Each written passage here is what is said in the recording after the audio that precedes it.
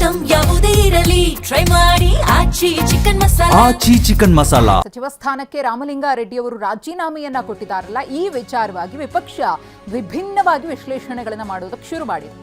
Picture Abhi ಬಾಕಿ ಹೇ, ಇದು ಬಿಜೆಪಿಯ ಪೋಸ್ಟ್. ಈಗ ನೋಡ್ತಾ ಇರೋದು ನೀವು ಟ್ರೇಲರ್ ಅಷ್ಟೇ, ಇನ್ನು ಮುಂದೆ ಸಿನಿಮಾನೇ ಇದೆ ಅಂತ ಹೇಳಿ ಬಿಜೆಪಿ ಪೋಸ್ಟ್ ಮಾಡಿದೆ. ಭ್ರಷ್ಟ ಕಾಂಗ್ರೆಸ್ ಸರ್ಕಾರದ ಮೊದಲ ವಿಕೆಟ್ ಪತನ. ಸಂಪುಟ ರಚನೆಯಾಗಿ 2 ದಿನಕ್ಕೆ ವಿಕೆಟ್ ಪತನ ಆಗಿದೆ. ಇಂಟರ್ವಲ್ ಸಿಎಂ ಡಿಕೆ ಅವಧಿಯಲ್ಲೂ ಕಿತ್ತಾಟ. ಅಂದ್ರೆ 2ನೇ ಅವಧಿಗೆ ಡಿಕೆ ಶಿವಕುಮಾರ್ ಅವರು ಸಿಎಂ ಆಗಿದ್ದಾರಲ್ಲ, ಈಗಲೂ ಕೂಡ ಕಾಂಗ್ರೆಸ್ನಲ್ಲಿ ಕಿತ್ತಾಟ ನಡೀತಾ ಇದೆ. ಮೊದಲ ಒಂದು ಹಂತದಲ್ಲಿ ಸಿದ್ದರಾಮಯ್ಯನವರು ಸಿಎಂ ಆಗಿದ್ದಾಗ ಅವರಿಂದ ಹೇಗೆ ಅಧಿಕಾರವನ್ನು ಪಡಿಬೇಕು ಅನ್ನೋದ್ರ ಬಗ್ಗೆ ಕಿತ್ತಾಟ, ಸಚಿವ ಸಂಪುಟ ಸರ್ಜರಿ, ಅದು ಇದು ವಿಚಾರಗಳ ಬಗ್ಗೆನೇ ಚರ್ಚೆ ಆಗ್ತಿತ್ತು. ಈಗ ಸೆಕೆಂಡ್ ಇನ್ನಿಂಗ್ಸ್ನಲ್ಲೂ ಕೂಡ ಇದೇ ಆಗ್ತಿದೆ ಕಾಂಗ್ರೆಸ್ ಪಾಳೆಯದಲ್ಲಿ ಅನ್ನೋದು ಬಿಜೆಪಿ ಪೋಸ್ಟ್ನ ತಾತ್ಪರ್ಯ.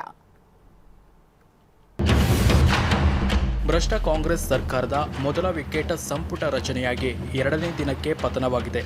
ಸಚಿವ ಸ್ಥಾನಕ್ಕೆ ರಾಜೀನಾಮೆ ಸಲ್ಲಿಸಿದ ರಾಮಲಿಂಗಾರೆಡ್ಡಿ ಅವರು ಇಂಟರ್ವೆಲ್ ಸಿಎಂ ಡಿಕೆ ಶಿವಕುಮಾರ್ ಅವರ ಅಧಿಕಾರದಲ್ಲೂ ಕಿತ್ತಾಟ ಮುಂದುವರಿಯಲಿದೆ ಎಂಬ ದೊಡ್ಡ ಸಂದೇಶ ರವಾನಿಸಿದಂತಿದೆ. ಆಂತರಿಕ ಕಚ್ಚಾಟದಲ್ಲೇ ಮುಳುಗುವ ಮುನ್ಸೂಚನೆ ಈಗಾಗಲೇ ಸಿಕ್ಕಿರುವಾಗ ಇನ್ನು ರಾಜ್ಯದ ಹಳಿ ತಪ್ಪಿರುವ ಆಡಳಿತ ಸರಿದಾರಿಗೆ ಹೋಗಬಹುದು ಎನ್ನುವುದನ್ನು ಈ ನಾಡಿನ ಜನ ನಿರೀಕ್ಷಿಸಲು ಸಾಧ್ಯವೇ? ಈ ಪೆಟ್ಟು ಯಾರ ಒಳ ಏಟು ಎಂದು ತಿಳಿದುಕೊಳ್ಳುವುದರಲ್ಲೇ ಬಂಡೆ ಜಲ್ಲಿ ಪುಡಿಯಾಗುವ ಎಲ್ಲ ಮುನ್ಸೂಚನೆ ಸಿಕ್ಕಂತಿದೆ.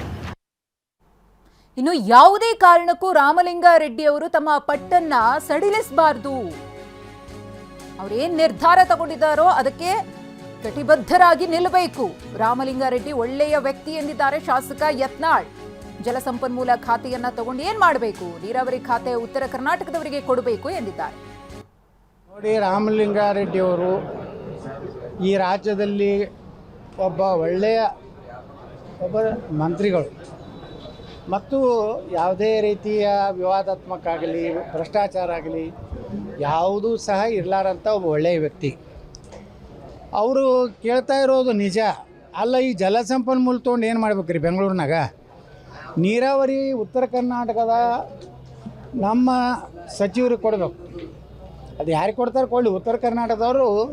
ಯಾಕಂದ್ರೆ ಕೃಷ್ಣಾ ಮೇಲೇ ಹೆಚ್ಚಿನ ಯೂಸ್ ಅದಾವೆ. ಕಾವೇರಿ ಕೃಷ್ಣ ಎರಡೂ ಬೇಕು. ಅದರೊಳಗೆ ಕೃಷ್ಣಾ ಮೇಲೆ ಹೆಚ್ಚು ಯೋಜನೆಗಳು ಇರೋದ್ರಿಂದ ಈಗಾಗಲೇ ಅದನ್ನು ಖಾಲಿ ಮಾಡಿ ಹೋಗಿಬಿಟ್ಟಾರೆ ಹಿಂದಿನ ನೀರಾವರಿ ಸಚಿವರು, ಅರ್ಥಾತ್ ಈಗಿನ ಮುಖ್ಯಮಂತ್ರಿಗಳು. ಮತ್ತೀಗ ಅಲ್ಲಿ ಏನೂ ಇಲ್ಲ, ಅದನ್ನು ಕೊಟ್ಟು ಬೆಂಗಳೂರು ಈ ಮಹಾನಗರ ಅನ್ನುವಂಥದ್ದು ಭಾಳ ದೊಡ್ಡ ಬಂಗಾರದ ಖನಿಜ ಇದೆ. ಪಾಪ ನಮ್ಮ ಕೃಷ್ಣ ಬೈರೇಗೌಡರು ಅಷ್ಟರು ದುಡ್ಡಿನ ವ್ಯಾಮೋಹದ ಮನುಷ್ಯನಲ್ಲ.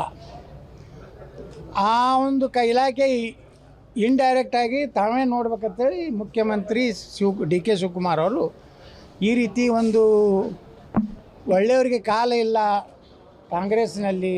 ಎಲ್ಲ ಪಕ್ಷದಲ್ಲಿಯೂ ಒಳ್ಳೆಯವ್ರ ಕಾಲ ಭಾಳ ಕಡಿಮೆ. ಆದರೆ ಕಾಂಗ್ರೆಸ್ನಲ್ಲಿ ಅಂತರೂ ಎಲ್ಲರಿಗೂ